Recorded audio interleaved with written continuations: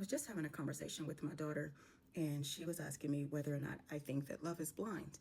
And I would love to say yes, and I think that it should be and that it could be.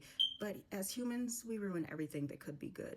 And I always go back to when the Bible says that God looks at the heart and we look at the exterior. And that is why we stumble so much, because everybody has their type and, oh, I like what I like and this is what I want. And they got to have this and check off that box and this and this and that.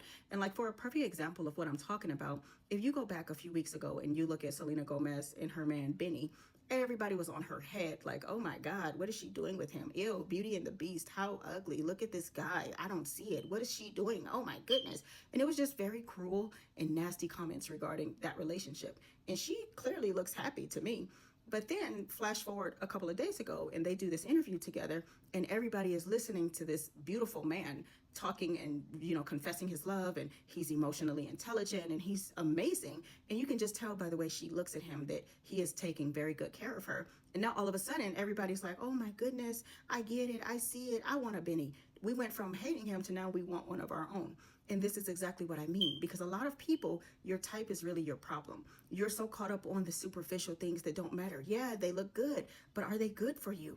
And a lot of people have had a Benny or a female version of a Benny come into your life, and you couldn't appreciate or accept that person because of the exterior or the things that don't really matter. They're not tall enough. They're not thin enough. It's this, it's that, all these stupid things that are blocking you from someone that could be your total soulmate, your match, the person that you've been praying for. And so I say all of this to say, be careful out here, you guys. Like, be a little bit more open to trying somebody that might be different, because they might be the best thing for you. Don't be so superficial. But I also want to say, please catch this part, because Benny is so emotionally intelligent and amazing. But don't you know that somebody like that is going to require you to be that as well? So be careful, because everybody says they want love until they realize what love actually requires of you. Love is going to make you pull up. You got to show up for love. Y'all think that being in toxic relationships is difficult? No, when you find somebody like Benny, I'm going to sit down with you. I'm going to talk to you. No. We're not going to have this argument. We're going to talk this through. You're not going to run from your issues. We're going to communicate. We're going to place it all on the table.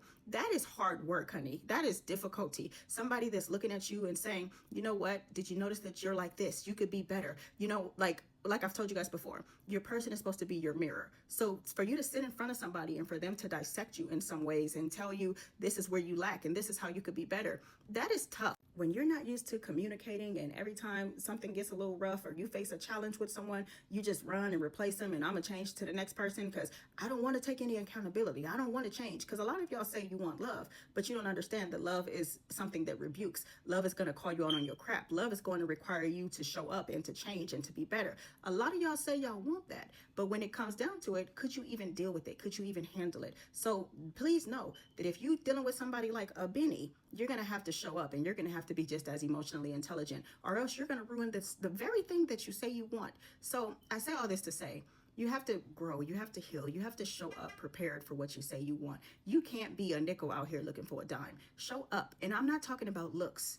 Be the person that you want to find. Do the work. Heal. Because Benny is clearly healed and present and available. And that is beautiful. So guys, keep your thoughts open, keep your minds open, and keep your hearts open. Because your person might not show up in the way that you think they will. But that's sometimes the best part of life. They're going to sweep you off your feet before you even expect it. And that's beautiful.